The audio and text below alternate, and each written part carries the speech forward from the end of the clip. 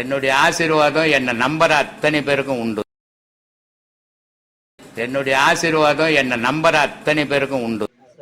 சாமி ஆத்மானக்கம். இப்ப நாம இந்த பாதையில எல்லாம் பண்ணிட்டு இருக்கிறோம் பாட வாங்கி. நம்ம வீட்டுலயோ ஏதோ ஒரு அப்பா அம்மாவோ இது மாதிரி காலாகி போயிடுறாங்க.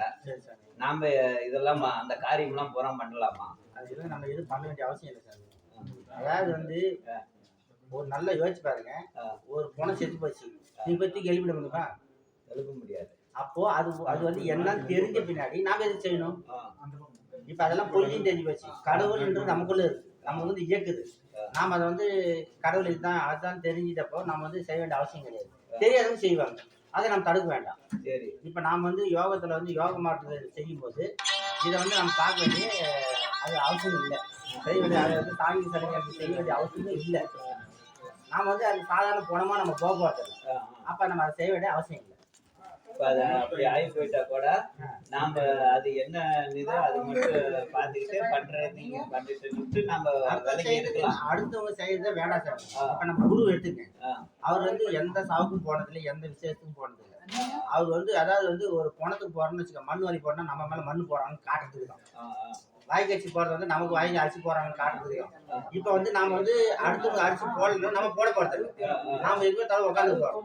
நாம அடுத்த மாதிரி குணமா நம்ம போக போறது. அப்ப எதுக்கு நம்ம செய்யணும்? அதுதான் பட்டினத்தார் சொல்லுவாரு, ஒரு வீட்டுல போன செத்து போயிட்டு உட்காந்துப்பாங்க. அங்க போய் உட்காந்து அப்பனா ஒவ்வொன்னு அழுவாரு. எல்லாம் என்ன பண்ண சொந்தக்கார ஆட்டக்குதுன்னு நினைச்சாங்க. ஆனா அப்ப எதை சொன்னாரு, அப்புறம் எல்லாம் கூட்டி அவரு அப்படி இப்படி சமாதானப்படுத்தி கேட்டாக்க, இல்லப்பா செத்து போன பணத்துக்கு எல்லாம் அலங்கரிச்சுட்டு இந்த சாவு போற படம் உட்காந்து அழுவுதேன்னு அழுகுறேன்னாரும். புரிஞ்சுங்களா? செத்து போன படத்தை அலங்கரிச்சுட்டு இந்த சாவு போற பணம்லாம் அழுகுதேன்னாரும். அதுக்காக நான் அழுகுறேன்னாரும். அந்த மாதிரி எதுக்குன்னு தெரிஞ்சப்ப நாம ஏன் பண்ணணும்? ஐயோ இவங்க தெரியாத அழுகுறானே நாம அழுகுறோம், தெரிஞ்சு போய் அழுகலாமா? அதனால அது தேவையில்லை சார். இல்ல இப்ப நான் ஒரு ஆள் இருக்கிறேன், இப்ப எனக்கு மேல இன்னொரு ஆள் இருக்கிறேன். அப்படியே அந்த ஆளு பண்ணிட்டு நான் பாட்டு கம்முனுக்கு யாரும் செய்தோம்.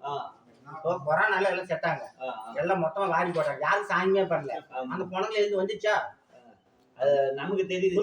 அடிச்சு போச்சு மொத்தமா. என்னங்கிறாங்க இதெல்லாம் காரியம் பண்ணலாம். அர்த்தம் இதான் கருப்பு கட்டம், கருப்பு எதுவுமே கிடையாது. ஊர்ல இருக்கிறீங்க அதெல்லாம் பேசிட்டு இருக்கிறாங்க. அது பயமுட்டுற. நல்லா யோசிச்சு பாருங்க, எதுவுமே எது நடக்கணும்னு அது நடக்கதான் போகுது. ஆமா, அதனால அதை பத்தி கவலை இல்லை சாமி. நீங்க அதை பத்தி நினைக்காதீங்க. ஆமா, அதனால அதை பத்தி நம்ம அதை பத்தி நினைக்க வேண்டிய அவசியமே இல்லை. அதனால ஒண்ணு நீங்க இது நினைக்காதீங்க. நல்லா வாழ்னாலும் ஒண்ணு திட்டுவாங்க, கெட்டு போனாலும் திட்டுவாங்க. இப்ப நாம இருக்கிறோம், இப்ப குலதெய்வங்கிறாங்க. குலதெய்வத்துக்கு இப்ப நான் வந்துட்டேன்.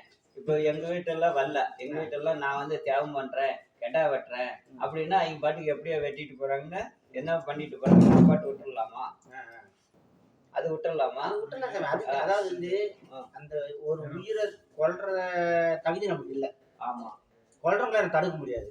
அவன் வாய் ருசிக்கு வெட்டி சாப்பிட்றான், நாம வாய் கட் பண்ணிட்டோம். நாம அதை பத்தி நினைக்க அவசியம் இல்லை. அதனால விட்டுருங்க. நீங்க அதை பிடிக்கிறது வெட்டுறது செய்யறது நமக்கு தேவையில்லை. யாரும் போனீங்க தோலவா நின்று பார்த்து வந்து நீங்க வேலை பாக்குறீங்க. இதெல்லாம் சந்தேகம் இருந்துச்சு, அதான் கேட்டு தெரிஞ்சுக்கலாம்.